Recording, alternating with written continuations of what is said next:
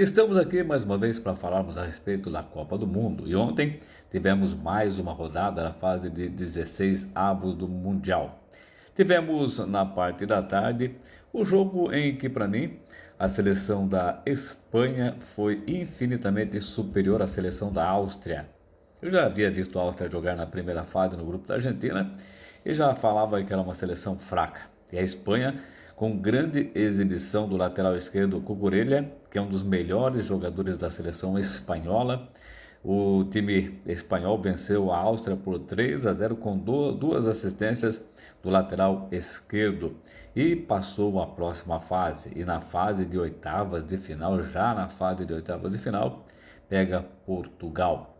Tivemos depois, à tarde, falando em Portugal, um pouquinho mais à noite, ali no comecinho da noite, tivemos um grande jogo, um jogo muito bacana mesmo entre Portugal e Croácia. A Croácia é aquela seleção que parece que está morta, mas de repente acorda. Assim foi em 2018, quando foi vice-campeã, e em 2022, quando ficou na terceira colocação, feitos históricos. Eu acho que uma seleção de menor expressão, como a Croácia, jamais chegou tão longe assim como os croatas, que tiveram muitos problemas lá na década de 90, com a dissolução, com a separação da Iugoslávia, que se transformou em vários países, um deles a Croácia, guerra civil, morte, muita gente morreu, algo triste, cenas tristes da história da humanidade, e a Croácia se reergueu, se reconstruiu como país, e no futebol também, liderada por Modric. E ontem tivemos um jogo incrível, um jogo que teve bastante polêmica, mas eu acredito que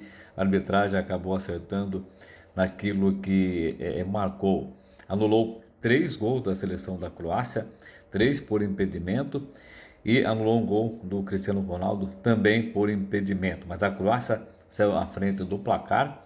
A seleção de Portugal é um pênalti bobo, que para mim foi pênalti. O jogador croata segurou o jogador de Portugal. Portugal empatou com o Cristiano Ronaldo. E no finalzinho do jogo acabou vencendo a seleção da Croácia por 2-1. No finalzinho do jogo, ali com 3 minutos de acréscimo, o Gonçalo acabou fazendo o gol de cabeça para Portugal. E aí nos acréscimos teve todo o lance de polêmica, o lance mais polêmico do jogo. A bola veio para a grande área e na ajeitada a seleção da Croácia acabou empatando o jogo, quando já passávamos de 12 minutos de acréscimo. A arbitragem ali naquele impedimento semiautomático não detectou nenhuma irregularidade, né? Até porque não se sabia se a bola havia tocado no segundo jogador da Croácia antes de chegar ali no toque para a feitura do gol.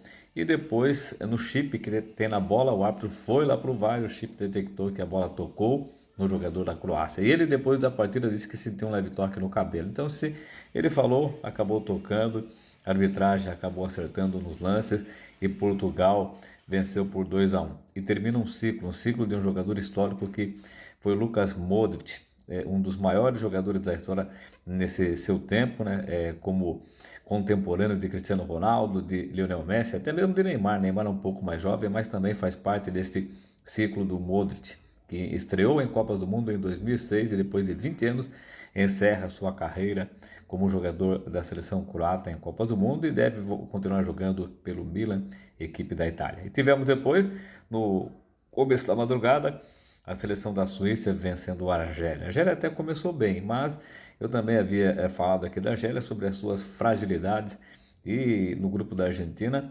a Argélia, que se classificou, já está eliminada, a Áustria já foi eliminada também, como falei aqui, para Espanha, e a Argélia acabou tomando 2-0 do bom time da Suíça. Eu venho falando aqui, o time da Suíça é um bom time, muito bem armado, muito bem organizado, acabou vencendo por 2-0. Vamos falar dos chaveamentos, já estão prontos no chaveamento do lado oposto do Brasil.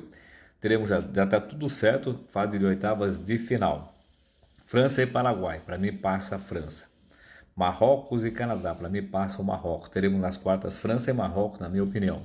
E no outro lado, olha, França, Espanha e Portugal. Olha, é uma final de Copa do Mundo. Tem a rivalidade histórica dos países que fazem fronteira, no lado econômico, político, mas para mim a Espanha vence. Não tem como menosprezar Portugal e Cristiano Ronaldo não, mas a Espanha está mais preparada. A atual campeã europeia está mais preparada. Passa a França e daí Bélgica e Estados Unidos. Para mim passa a Bélgica. Vai ter trabalho contra os Estados Unidos.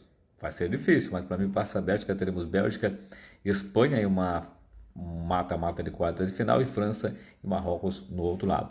Do lado do Brasil, tem já um mata-mata definido, Brasil e Noruega. Para mim passa o Brasil, Inglaterra e México. Para mim passa o México. Teremos Brasil e México. Tudo pode acontecer no outro e vamos aguardar.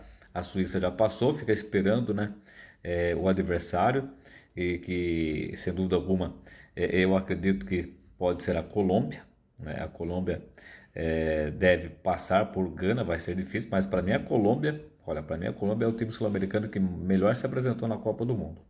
Melhor se apresentou. Podemos ter então aí nessa semifinal Suíça, quarta de final Suíça e Colômbia. E no outro mata-mata de quarta de final, Argentina e Cabo Verde e Egito vai, na minha opinião, ter a vantagem contra a Austrália. Para mim passa Argentina e Egito. Para mim passa Argentina e Egito, e aí eu acredito que a Argentina deva passar